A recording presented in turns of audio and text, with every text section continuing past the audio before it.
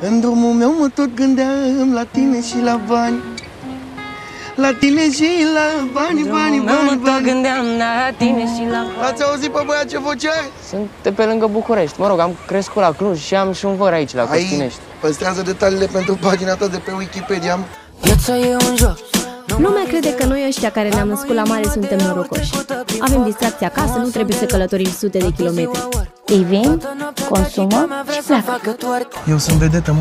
Tu știi câți vor să-mi scrie mie muzică? Cine e vedetă, mă? Dar poți să faci tu un story de promovare? O să iau o mică pauză și îl invit pe scenă pe Gianni! Gino.